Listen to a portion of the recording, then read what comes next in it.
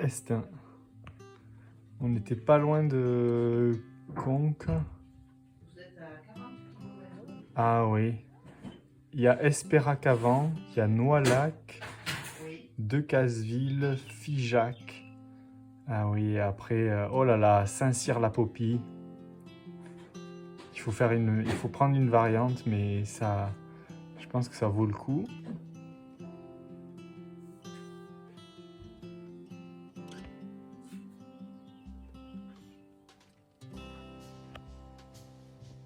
Ça, c'est du beau tabouret. Hein.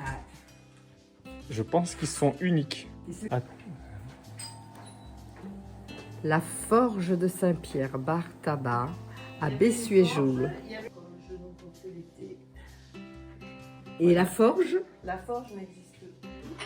Bon, il n'y a plus il y a de... 20 ans. 20 ans. Sinon, il y avait à la voter. forge. Tu veux que l'enregistre... Pareil. Passé, oui. On a vu les préparatifs. Ah oui, Ça, c'est voilà, du bon. je vais commencer. Je fais que sonner. Ça sonne parce que vous passez. Eh oui, oui, je vois bien.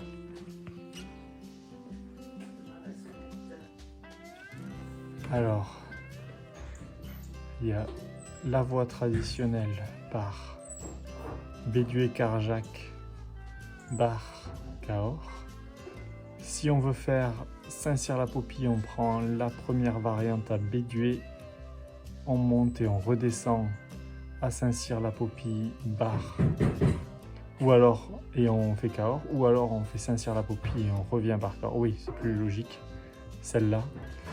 Et il y a la troisième variante qui est assez grande, qui va jusqu'à Rocamadour et qui redescend sur Cahors. Apparemment, elle est très jolie.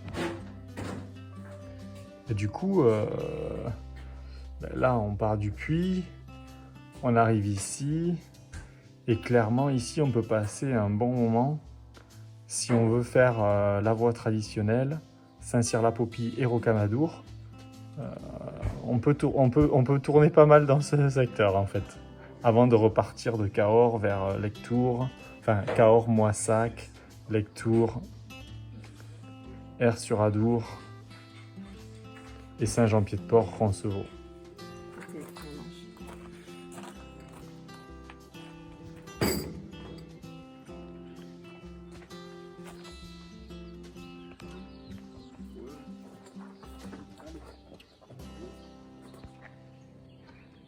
C'est reparti, du même endroit, église Saint-Pierre, pèlerin,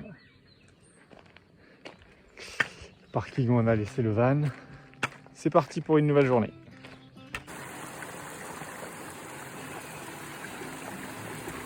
Ouah.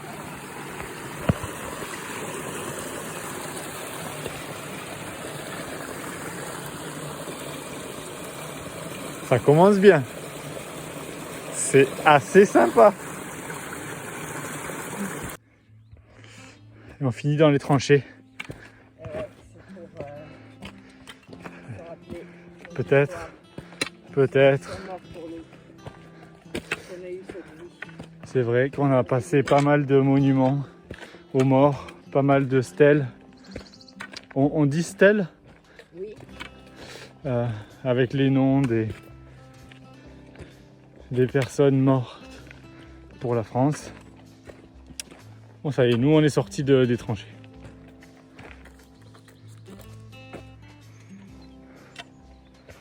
Et voilà. Donc on a une petite étape de l'église Saint-Pierre à Estaing parce que on a fait 22 km avant-hier, avant-avant-hier, 24 avant-hier et hier 15, mais 15 avec beaucoup de dénivelé et sous une chaleur assez étouffante. Plus de 32 même, puisqu'il y avait 52 dans le van, donc c'était assez chaud. Et là, on va dire que grosso modo, le groupe avait besoin encore de faire une petite étape et ça nous permet de profiter de notre après-midi pour visiter Estaing, qui a l'air magnifique. Une des plus belles villes de France. Ouais, je crois, ouais, avec Saint-Côme aussi, ça fait partie des villages, des plus beaux villages de France. Et puis, c'est aussi le jour, on est dimanche. Dimanche combien? 22. Dimanche 22 mai 2022. C'est aussi le jour de départ de la transhumance. Donc moi je pensais que ça partait juste de Saint-Côme. Et apparemment il y aurait peut-être quelques départs à Estaing. Bon, c'était peut-être ce matin très tôt ou ce matin. Peu importe. Mais s'il y a un départ cet après-midi, un petit lâcher de vachette, on pourra profiter de ça. Se prendre un petit pot cet après-midi, visiter, se reposer. Et puis les deux campings qu'on a trouvé, enfin le camping municipal qu'on a trouvé, il est pas forcément en ville, donc après il faut rentrer au camping et puis faire notre petite vie de van life, la petite popote, le petit ménage et laver le linge. Et puis ça y est, ça fera une très belle journée, peut-être de fin. C'est ce qu'on s'est dit hier soir, on a parlé un peu ce matin. C'est-à-dire que on a trouvé qu'il y avait beaucoup de points positifs à s'arrêter à Estaing. Déjà au niveau de la fatigue, après 10 jours, 2 semaines. C'est là qu'on voit que une bonne partie, alors je sais pas combien de pourcents, une bonne partie s'arrête par ici, hein, entre on va dire... ouais, en fait c'est en temps. Les gens s'arrêtent au bout d'1 semaine et s'arrêtent au bout de 10 jours et 2 semaines. Sûrement pour des contraintes. Ouais, jusqu'à Conques, ouais. Ouais, voilà. Donc soit jusqu'à Conques, soit jusqu'à Figeac. Soit il y en a quelques-uns qui vont jusqu'au bout. Et c'est joli ça, qu'est-ce que c'est? Peut-être pour la chasse, je sais pas. Ouh. Donc on a commencé par une côte et apparemment ce sera la seule de la journée. Donc franchement c'est plutôt sympa parce qu'au moins c'est fait.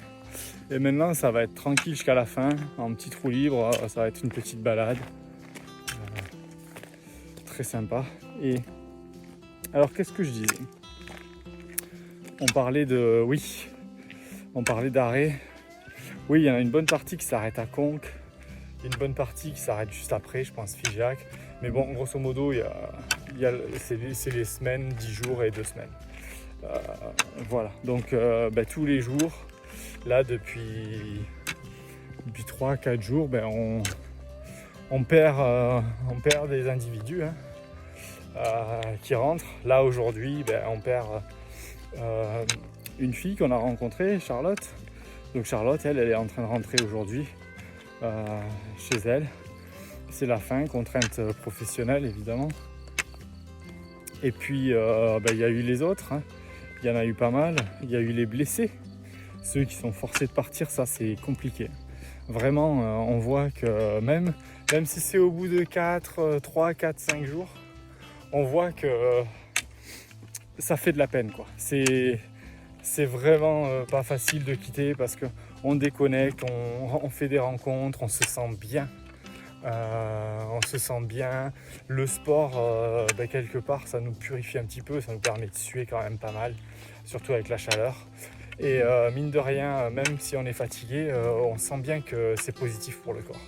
Et peut-être pour le mental aussi, hein, ça, c'est sûr. Donc voilà, et puis nous, notre tour va venir aussi dans pas longtemps, peut-être là aujourd'hui, peut-être demain, parce qu'on a aussi des contraintes. Et on a choisi Estaing parce que c'est une ville qui nous parle. Il y a plusieurs Estaing en France et on en connaît un, donc c'est vrai que c'est une jolie ville pour recommencer. C'est pas trop grand, c'est pas trop touristique. Moi, ce que j'aimais bien dans l'idée de finir à Estaing, c'est qu'on se laisse Conques. Que tu finis à Conques, tu as vu Conques et tu sais que tu as vu quand même une des plus belles villes du chemin, je pense. Là, On finit, tout était parfait, on n'a rien à dire. Mais on s'est arrêté juste avant Conques et du coup, je pense que ça décuple la motivation de repartir, de se relancer dans le chemin. Et je trouve ça très sympa de se laisser un petit goût d'inachevé, quoi. Tout le monde nous parle de Conques, il faut faire étape à Conques, il faut même prendre un jour de repos à Conques pour visiter. Du coup, voilà. Je pense que ça peut être une bonne stratégie. Est-ce qu'on est sur le bon chemin? J'ai pas vu de balise, mais bon, on continue alors. Ouais, je voulais vous montrer là. Je sais pas si on voit bien, on voit pas trop. Mais c'est sympa, mais c'est vrai que ça écrase un petit peu. On sent pas la profondeur et on sent pas trop la hauteur, l'altitude. C'est vrai que là, on est bien monté, on a dû prendre 100, 150 mètres. Et de suite, les paysages sont différents avec un peu de hauteur. Oui, hier soir au camping, on a fait une rencontre. En fait, on en a fait deux, mais on le connaissait déjà. On a fait une rencontre avec un gars qui est des Pyrénées, d'Ariège, je crois. Et c'est toujours intéressant d'écouter les histoires de chacun. Donc là, c'était un homme de, je sais pas, 60, 65 ans. Il vient juste de partir à la retraite, il vient juste de vendre son entreprise. Costaud, tu vois que lui, il est affûté, il n'y a pas de souci pour lui sur le chemin. Il a l'habitude de faire 25-30 bornes, 35 sur le chemin, aucun problème. Bref, des détails. Et lui, en fait, depuis qu'il a vendu son entreprise, il s'est créé une miellerie. Donc il a entre 5 et 7 ruches et il fait son miel et il adore ça. Il nous disait qu'en fait, lui, il est revenu, il était dans la plus grosse ville du sud-ouest, on va dire. Et il est revenu dans les Pyrénées, s'acheter des ruches et il s'occupe de ses abeilles. Il adore ça et il vit de manière un petit peu nomade. Il avait vraiment envie de couper avec sa vie professionnelle où je pense qu'il allait, comme tout le monde, un peu à fond, jour, nuit, soir, il n'arrêtait pas. Il avait 17 employés, donc à mon avis, ça devait quand même être un gros truc à faire tourner. Et il disait que soit il s'occupait de son miel, de sa miellerie, soit il était un petit peu nomade et il partait marcher, il partait faire de l'alpinisme. Là, il veut rentrer de Moissac par la Garonne en bateau, mais en stop. Donc il va faire du stop. Il va faire du stop sur la Garonne pour être pris par un bateau et rentrer jusqu'à chez lui. Je trouve l'idée assez sympa et ça, c'est original. Voilà. Donc lui, très belle rencontre. Il nous a dans la famille, on a 2-3 ruches. Et c'est vrai que faire du miel, c'est pas si simple que ça. Il faut comprendre plus que, je dirais, n'importe quel autre. C'est-à-dire que si on a des poulets, on a des poulets. Mais là, c'est toute une colonie. Il y a des prédateurs. On ne peut pas mettre un barbelé et les protéger comme des poules. Là, il faut vraiment... parce que les frelons, par exemple, ils attendent devant l'entrée, devant la piste de décollage, et clac, ils les piquent juste quand elle décolle. Donc ça, c'est difficile à contrer. Donc il faut apprendre plein de choses. Il faut apprendre comment trouver une colonie, enfin un essaim, comment déplacer l'essaim sans abîmer la colonie, sans perdre la reine, comment faire pour les mettre en confiance. Il faut qu'elles soient en sécurité, sinon elles vont partir. Ensuite, il faut un bon emplacement au niveau de l'ensoleillement. Et enfin, il faut savoir comment récolter le miel, savoir quand c'est bon, quand c'est pas bon, faire les manipulations au bon moment. Enfin bon, voilà, donc très intéressant. Et puis notre deuxième rencontre, on le connaissait déjà, mais on avait eu l'info qu'il était rentré chez lui. Et en fait, on l'a retrouvé, on a été assez content de le retrouver au même camping que nous. Et lui, moi, j'avais pas forcément discuté avec lui. C'était plus dans le groupe qu'ils avaient eu les infos. J'avais compris l'histoire, mais là, il est venu nous voir. Et du coup, on a bien discuté. C'est un homme, c'est un Allemand. Je crois qu'il a 55 ans, quelque chose comme ça. Il a eu un accident de voiture. Il fumait au volant. Et il rentrait de nuit, voilà. Il cherchait le cendrier. En fait, je pense que c'est un cendrier qui s'ouvre, qui se déclipse et qui se tire, qui s'ouvre dans la voiture. Et c'était coincé. Ah, ben des moutons. Oui. Regardez ça, les moutons. Il y a des moutons. Oui, c'est ça. Ils sont mignons. Et du coup, il s'est baissé pour regarder de plus près et décoincer ce cendrier. Et il a pris un bus. En frontal, quoi. Directement. Enfin bon, assez horrible. Du coup, il est resté 15 jours dans le coma. Les docteurs ont dit à ses frères qu'il allait sûrement pas s'en sortir. Que même je crois qu'ils leur ont dit il va pas s'en sortir. Il s'en est sorti, évidemment. Et ensuite, on lui a dit vous pourrez plus jamais marcher. Et lui, de suite, sans avoir le diagnostic, sans savoir ce qu'il avait, il a dit mais monsieur, c'est moi qui décide si je vais marcher ou pas, et je remarcherai. Et cet homme, le lendemain alors je sais pas vraiment si c'est de l'accident, parce que c'est compliqué de demander des précisions.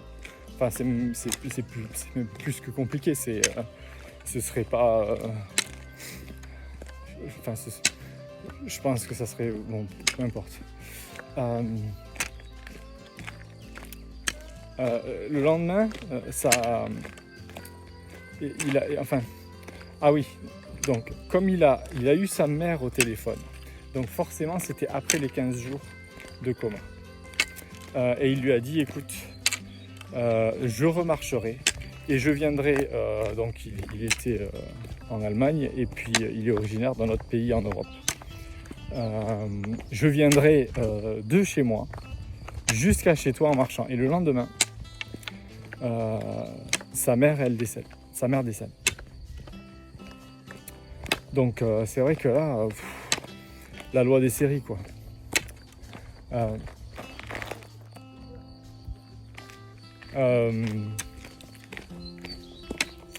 Et du coup, il a eu, si on fait le résumé, il a eu 27 opérations en un an, plus je sais pas combien de rééducation, enfin bon bref.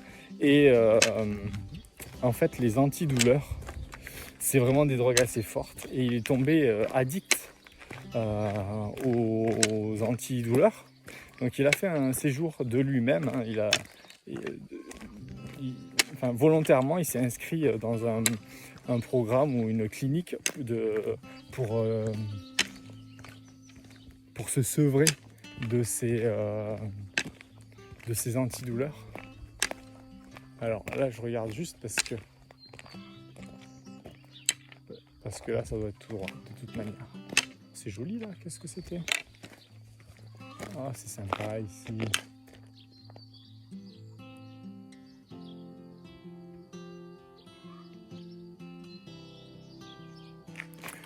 Donc je reprends. Donc 27 opérations, un an de rééducation, addiction aux antidouleurs, stage dans une clinique pendant 6 mois je crois de sevrage, et puis il a commencé à être chez lui et puis tourner en rond, et il voulait absolument pas se laisser dépérir, finir dans un canapé devant la télé. Donc il a commencé à s'entraîner comme un fou furieux. Il pouvait pas fermer il pouvait pas serrer sa main en forme de poing, c'était trop compliqué. Et il a commencé à s'entraîner. On lui avait dit évidemment ça aussi, qu'il pourrait plus se servir de ses doigts et il pourrait plus jouer à la guitare, ce genre de choses. Il n'a pas accepté non plus. Il a commencé à s'entraîner avec des balles, des élastiques, et c'était constamment. Il nous a dit je n'arrêtais jamais. Dès que j'avais récupéré, que j'avais moins mal, que je continuais à... Bonjour. Alors, est-ce que là il y a une balise? Oui, on dirait que c'est là.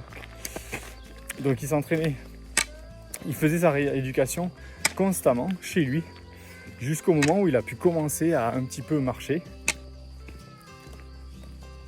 Et là il a pris la route. Ensuite, il s'est fixé pour objectif de faire le chemin de Saint-Jacques-de-Compostelle. Et il l'a fait l'an dernier, en entier. Pour lui, ça fait,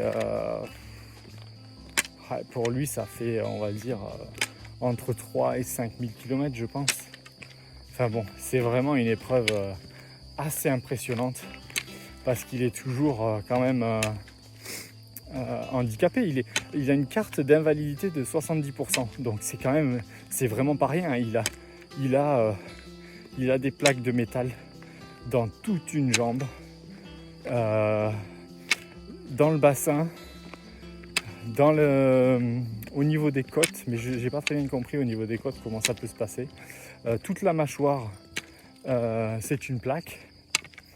D'ailleurs, il nous faisait rigoler parce qu'il est vraiment bien, il en rigole. Et il dit dès qu'il fait très froid, et en Allemagne il peut faire très froid, il a des problèmes avec toutes ces plaques. Il a vraiment des problèmes. Il n'arrive plus à bouger, ça gèle en fait, ça gèle complètement. Et donc il est littéralement en train de geler l'hiver. Je trouve ça excellent. Enfin du moins comme lui il en rigolait, je peux me permettre d'en rigoler. Et du coup, il a fait ce premier Saint-Jacques. Et bon, évidemment, il y a des parties qui sont vraiment qui sont assez compliquées, techniques. Et avec beaucoup de dénivelé, soit positif, soit négatif. Les deux, c'est compliqué quand on a un genou qu'on peut plier seulement à, ouais, je dirais entre 15 et 20%. On ne peut pas tout faire. Voilà. Et puis en plus, la douleur. Il souffre tout le temps, mais il veut combattre cette douleur mentalement et il ne veut pas l'accepter. C'est quand même assez impressionnant, cette mentalité de guerrier, et de se dire si je suis là, si je suis encore là, je suis vraiment un miraculé.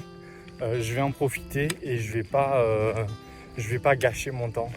Franchement, ça fait du bien. Et, je fais une petite aparté, j'arrête pas d'en faire, je le sais. Mais je fais une petite aparté, il y a il y a quand même des amis et de la famille qui regardent un petit peu ces vidéos. D'ailleurs, il n'y a que des... je pense qu'il n'y a que des... Bref. Et il me dit, ouais, filme un peu quand c'est marrant, quand c'est drôle. On sait que t'es assez drôle dans la vie de tous les jours. C'est vrai que là, le chemin de Saint-Jacques, je l'ai pas fait, je l'ai pas pris à la légère. Voilà. Surtout au début, là, on voit bien les 2-3 premiers jours, dans la manière dont je parle, avec la fatigue, on voit que c'est un peu lourd. Mais c'est pas une rando normale. C'est pas une rando quelconque où tu pars avec des potes et tu te fais plaisir. Et le but, c'est de passer vraiment un bon moment et de se divertir au maximum. C'est pas du tout ça, Saint-Jacques. Les rencontres, elles sont très belles, elles sont très intenses. J'ai adoré toutes les personnes que j'ai rencontrées. Vraiment, toutes pourraient devenir des amis. Enfin, je pense. Et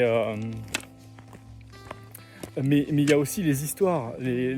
Comme disait un pèlerin, on n'est pas là par hasard et on a tous nos raisons. Plus ou moins importantes, plus ou moins dramatiques.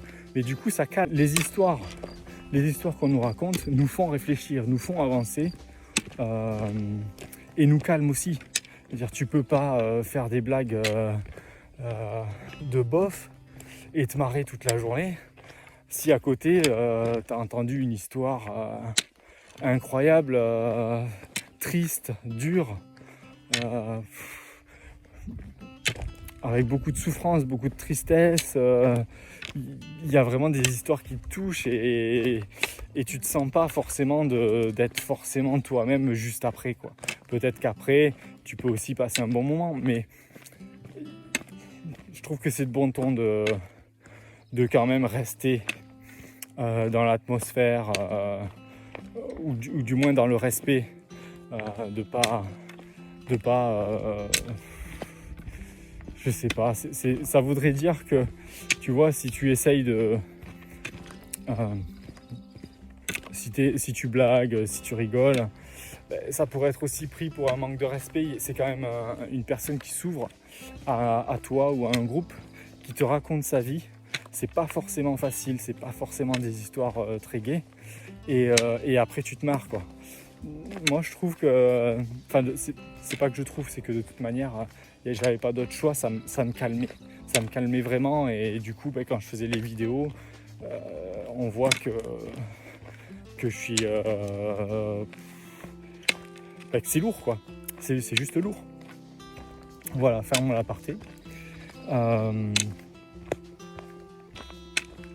Et du coup, cette personne refait le chemin de Saint-Jacques. Évidemment, il prend pas tous les chemins. Des fois, il prend la route. Des fois, il est fatigué, il reste sur la route, même s'il pourrait prendre le chemin. Très bien, c'est son chemin, c'est son itinéraire. Il fait ce qu'il veut. C'est son Saint-Jacques. Mais c'est génial de le voir se battre. Et puis, il fait largement autant, voire plus de kilomètres que nous. Valide, même si on n'est pas entraîné. Ok, lui, plus entraîné, mais quand même c'est un miraculé. Il aurait dû mourir, on l'a diagnostiqué, on lui a diagnostiqué une mort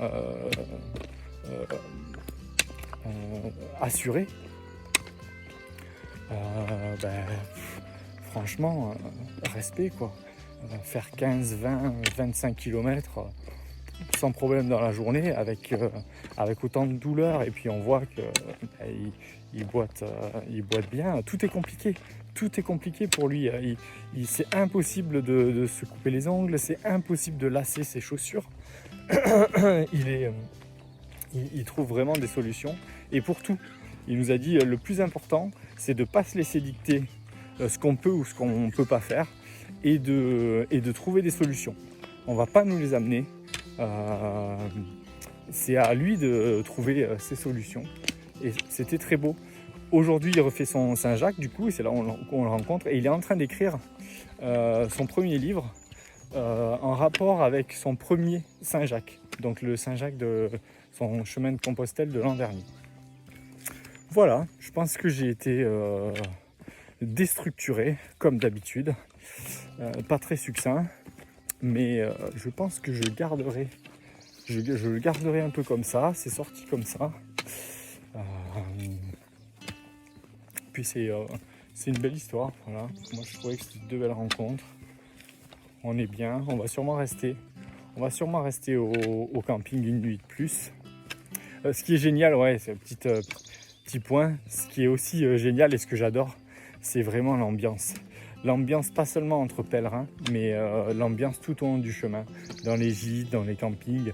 Là, on s'est installé hier dans un camping à Estaing, un camping municipal. Je ne sais plus exactement le nom, la cavalière, la cavalerie, je ne sais pas trop. Et là, on a appelé en fait. Et on a dit qu'on arrivait, je sais pas vers quelle heure, on savait pas trop. mais pour avoir des infos et puis savoir quand est-ce qu'elle préférait qu'on règle l'emplacement, tout ça, les douches. Elle nous a dit qu'elle n'était pas là. Du coup, on s'est dit, bon, très bien, comment vous voulez qu'on fasse? Vous inquiétez pas, on trouvera une solution.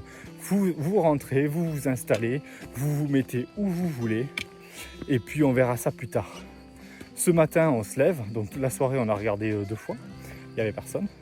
Ce matin, on se lève, l'accueil fermé, personne. Et du coup, nous, on est parti faire notre petite étape, mais c'est quand même fou. On nous a laissé l'entrée ouverte, on nous a dit de nous installer où on voulait, on nous a dit de faire notre vie, prendre notre douche, nous installer pour manger, dormir.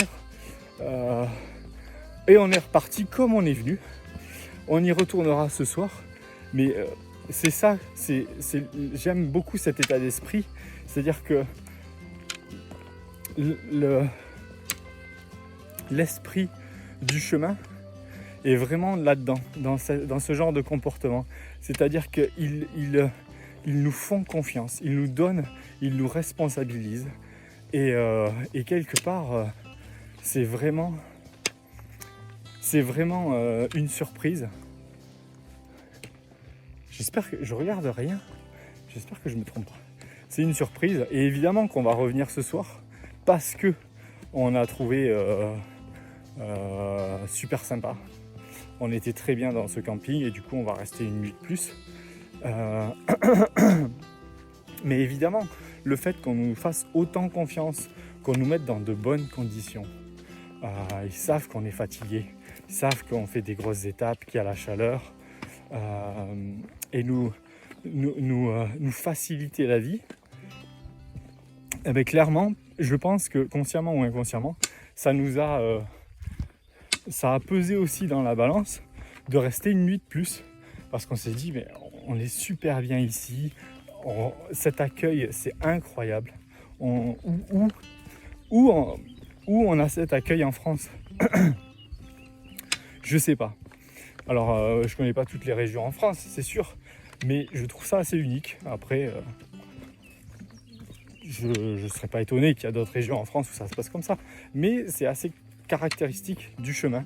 C'est pas la première fois qu'on nous dit ça, qu'on nous dit mais vous inquiétez pas, on réglera tout ça demain. Rentrez, restaurez-vous, prenez votre douche et dormez, pas de souci. Franchement, c'est assez. J'aime beaucoup cette ambiance. C'est tellement agréable d'avoir autant d'humanité. Oui, peut-être que ça peut paraître rien du tout, mais moi je trouve que ça fait énormément de bien, sachant qu'on a déconnecté avec les paysages, la déconnexion avec la vie moderne. Il n'y avait que des paysans dans l'Aubrac et des gérants de gîtes ou des campings. Il n'y avait rien d'autre. Il y avait très peu de passages. Franchement, c'était super. C'était super. Et je comprends ceux qui ont du mal à re-rentrer dans la vie normale, entre guillemets, vie active. Parce qu'on est parti loin, on est parti en 1900 quoi. Et puis une gentillesse et une comment dire, et une douceur de vie, c'est-à-dire que les gens sont vraiment pas stressés et puis ils sont très relax, très tranquilles, très sereins. Voilà. Là je sais plus trop où j'en suis parce que je cherche un peu mon chemin. Je vois bien qu'il y a une balise là, mais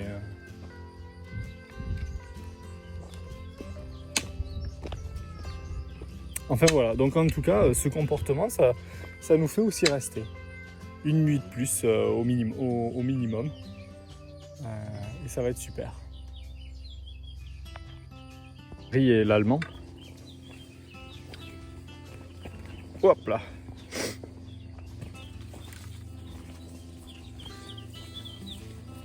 Ah.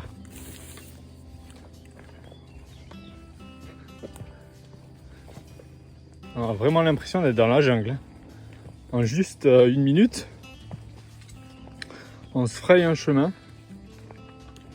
Il nous manque juste la machette et 2-3 crocodiles et on y est quoi.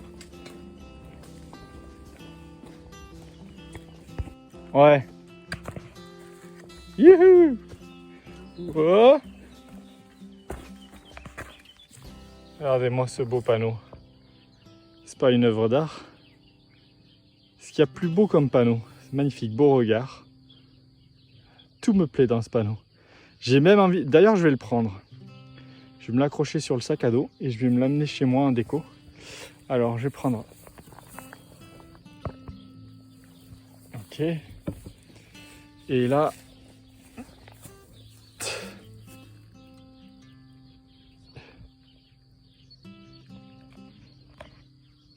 Et voilà.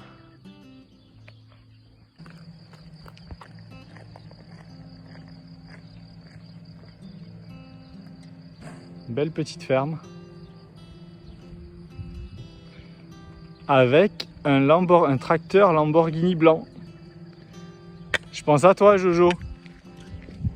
Je pense tout le temps à toi. Gros bisous. Petit château. C'est joli parce qu'on a une petite plaine avec des petites collines sur les abords. C'est très sympa. Mais que serait la France sans les C15 ? Ce serait pas vraiment la France. Ça, c'est sûr.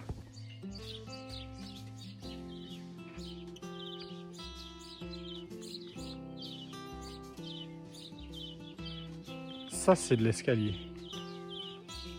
Et là, je sais pas trop ce que c'est. Mais bon, c'est des tuiles en bois, on dirait. Compostelle ou les States ? C'est pas trop d'ailleurs. On est passé par le Canada il y a quelques jours. Là, on dirait route 66 quoi. Je sais pas si on entend ces lignes d'électricité à haute tension là. Le petit grésillement, mais c'est quand même impressionnant. Ah, petite coquille. Ouais, c'est impressionnant.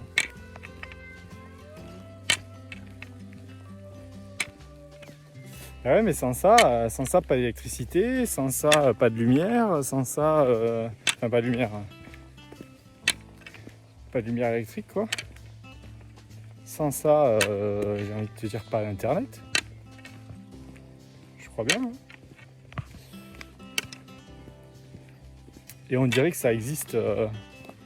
J'étais en train de me dire depuis quand on a des portables. Je pense qu'on a des portables depuis après l'an 2000 quoi, par là-bas. Ça fait que 22 ans qu'on a des téléphones.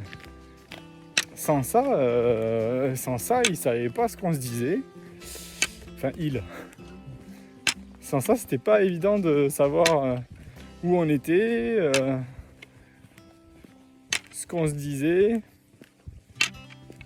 Et c'est il n'y a pas si longtemps que ça. Est-ce qu'on n'a pas un petit peu abandonné nos libertés et notre indépendance au profit du confort. 24 heures. J'étais juste en train de repenser à cette rencontre avec l'Allemand qui a eu 27 opérations. Et ça me faisait penser au film Incassable. L'homme qui était le seul survivant dans un train, dans un accident de train ou un accident d'avion, je sais plus. Et ça se répétait, il y avait des accidents, mais lui il s'en sortait toujours, même avec plein de blessures, de dos cassés. Je crois que c'est incassable. Et ça m'embête de ne pas avoir eu la jugeote ou que j'y ai pas pensé avant, parce que j'aurais voulu lui dire qu'il me faisait penser à ce film et que pour moi il était c'était un Robocop, quoi, un Terminator. Il est incassable, ce mec. Je pense que ça aurait pu le faire sourire et puis le motiver. Je crois qu'en anglais c'est unbreakable, quelque chose comme ça. Enfin bref, voilà. Du coup là je me dis, oh là là, j'ai pas pris ses coordonnées, ses contacts, on va peut-être pas le recroiser.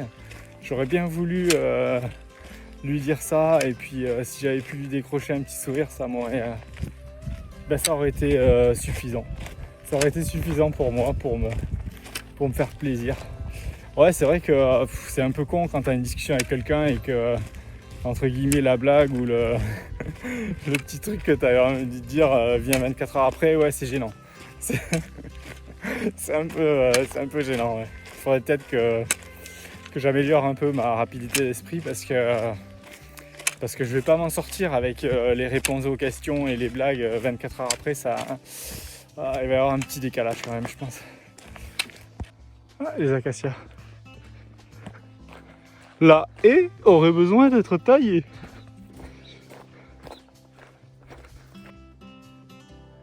Ça, si c'est pas magnifique. Bon, pour un abri de bus, ils auraient pu faire plus simple, mais ils auraient pas pu faire plus magnifique. Ça, c'est sûr.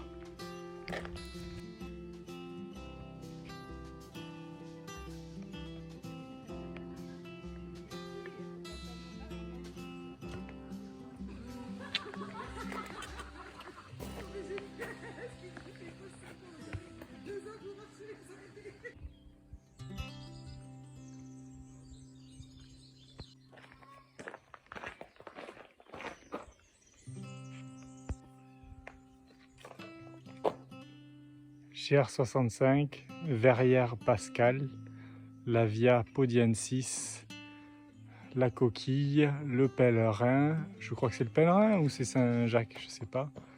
1432 km Saint-Jacques-de-Compostelle. Et là-haut, on dirait bien que c'est une tête de chien, de loup, de bête de chevaux. Et le petit portail. Bon, on se rapproche de Estaing. Ce qui nous inquiète, c'est qu'on est en train de descendre. Donc il doit nous rester 2-3 km. On est en train de descendre et en face de nous, il n'y a pas trop d'échappatoire, on dirait. Donc soit on va longer une rivière, soit ça remonte. Et voilà. J'ai l'impression de faire des vidéos de tour opérateur, quoi.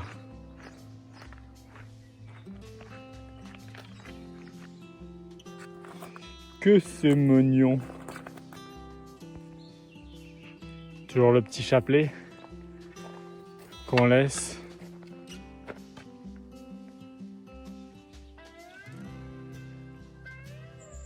Au fil du... On penserait à un four à pizza, et ben non. C'est un petit puits. Mais c'était sûr. Mais c'était sûr.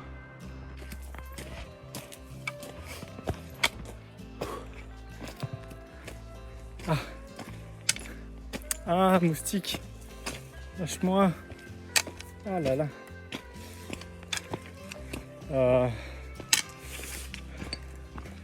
Saint-Jacques qui nous fait une petite blague avec sa petite montée là. Juste à la fin. Toujours... faut toujours le mériter. Mériter sa petite étape, quoi. Juste à la fin là. Il reste à peine 1 kilomètre. Claque, une bonne montée. Pour bien te calmer là. Bon, au moins quand t'arrives, t'as encore plus de joie et c'est encore plus une récompense d'arriver. On va sûrement s'offrir un petit verre de la victoire. Et puis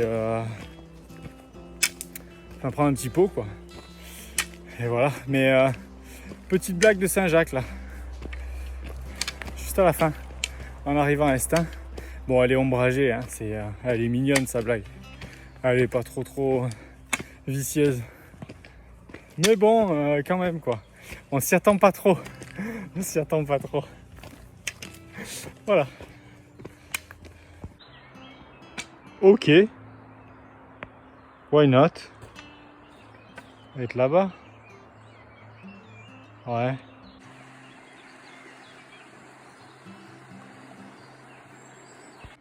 Enfin, on voit Estin. On arrive.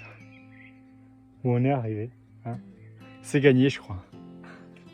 Ouais, c'est gagné. C'est gagné, youpi! C'est gagné. La vidéo. Ah.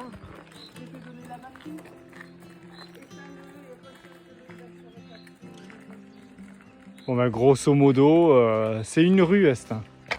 Mais alors, c'est vraiment mignon. Bon, on commence à comprendre pourquoi c'est un des plus beaux villages de France.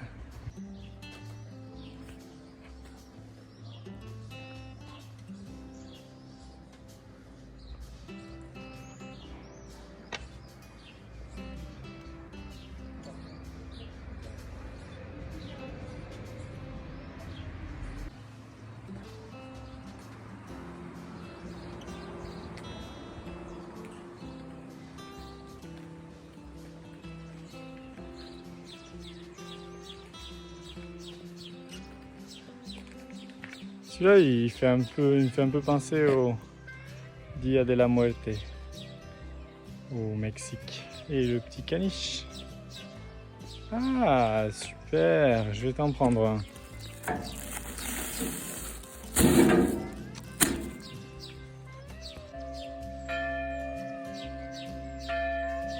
Yes, j'ai eu les cloches.